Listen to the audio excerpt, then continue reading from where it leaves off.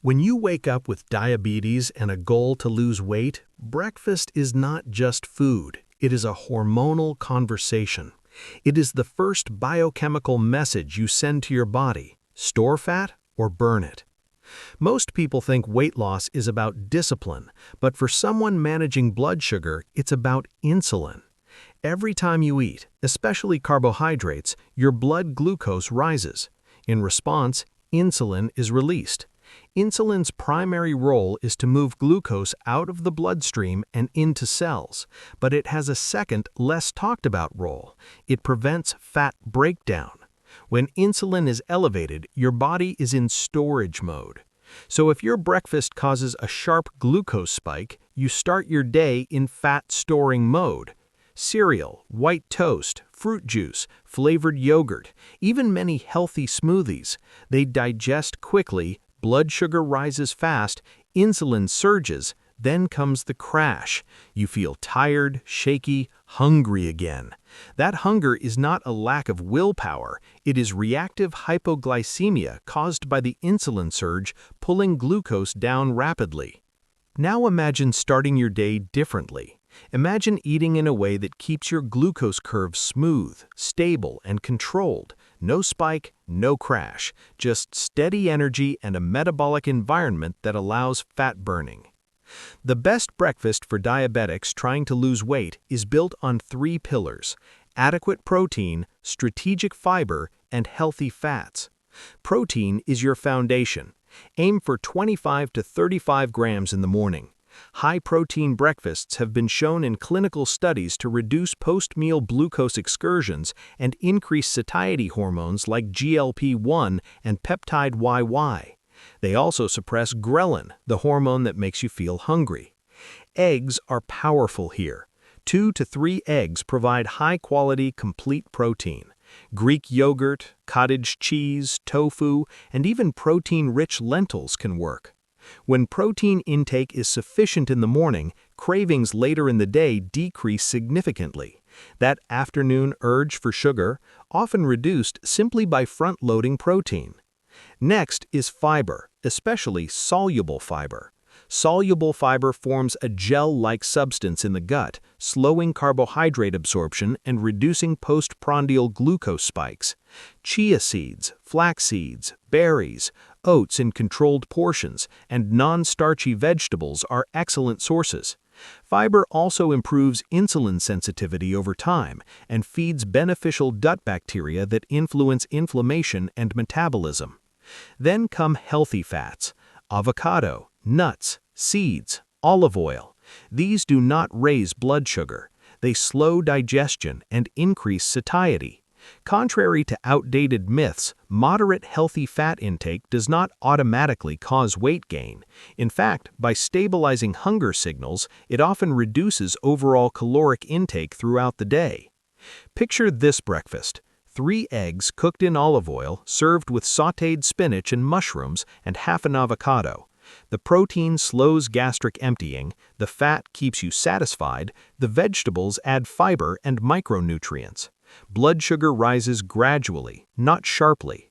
Or imagine unsweetened Greek yogurt mixed with chia seeds, a handful of blueberries, and crushed almonds.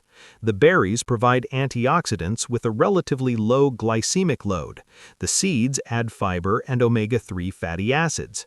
The protein anchors the meal. When blood sugar remains stable, something deeper happens. Your mood stabilizes, brain fog decreases, irritability softens. You stop fighting your own physiology. That emotional relief is not trivial. It is the foundation of sustainable fat loss. Because when your metabolism is calm, your decisions become easier. And breakfast is where that calm begins. Carbohydrates are not the enemy. But for diabetics trying to lose weight, the type, timing, and quantity of carbohydrates matter profoundly. Refined carbohydrates, white bread, pastries, sugary cereals, have a high glycemic index. They digest quickly, causing rapid glucose absorption. Whole carbohydrates, when combined with protein and fat, behave differently. Steel-cut oats, for example, contain beta-glucan, a soluble fiber that slows glucose entry into the bloodstream. But portion size matters. A small serving combined with protein is very different from a large bowl eaten alone. The difference between metabolic chaos and control is not about eliminating carbs entirely, it's about controlling the glucose curve. If you choose oats, pair them with protein powder, Greek yogurt, or egg whites. Add chia seeds. Add cinnamon, which may modestly improve insulin sensitivity in some individuals. Avoid adding honey or large amounts of dried fruit. If you prefer bread, choose dense, high-fiber, whole grain varieties. Pair it with eggs or nut butter. Never eat it alone. The goal is to blunt the glucose spike. Another powerful strategy is incorporating non-starchy vegetables into breakfast. Spinach, bell peppers, mushrooms, zucchini. They add volume without adding significant carbohydrates. They increase fiber. They slow digestion. They enhance fullness. And here's something many people underestimate.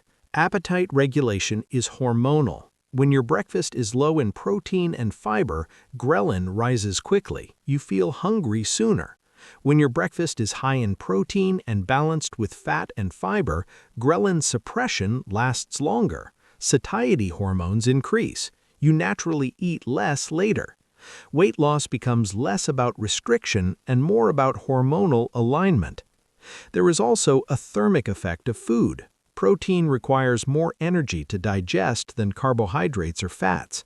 Roughly 20 to 30% of protein calories are used during digestion and metabolism.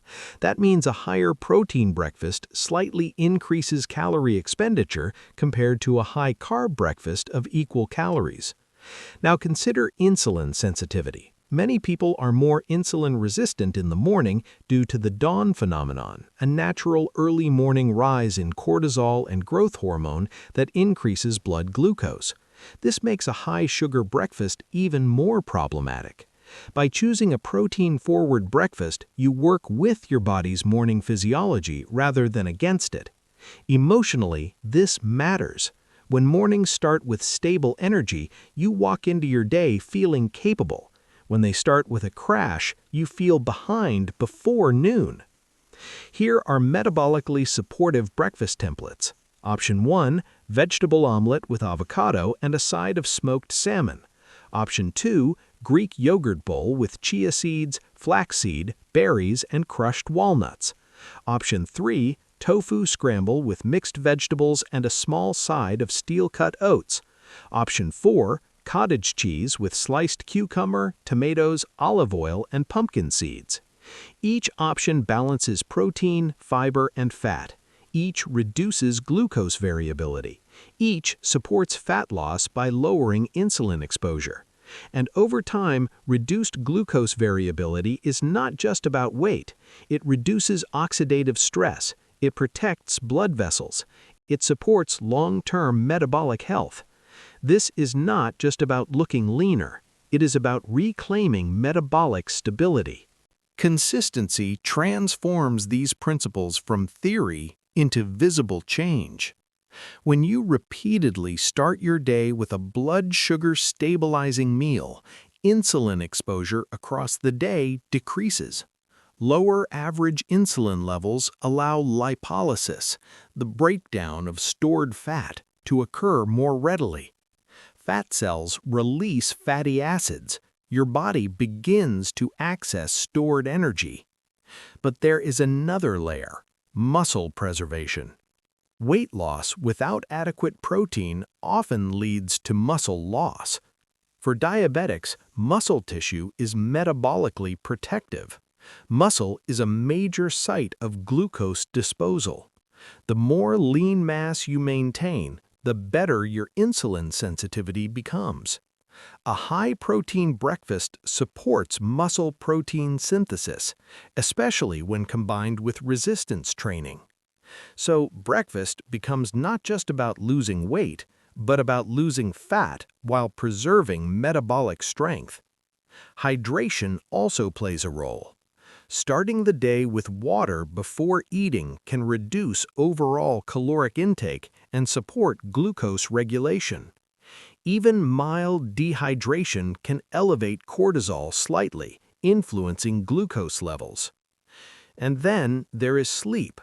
Poor sleep increases insulin resistance and hunger hormones. If breakfast is metabolically perfect but sleep is chronically disrupted, progress slows. Everything is connected. But here's what makes this emotionally powerful. When you see your glucometer readings flatten out after breakfast, something shifts inside you. You feel evidence. You feel control. You feel capable.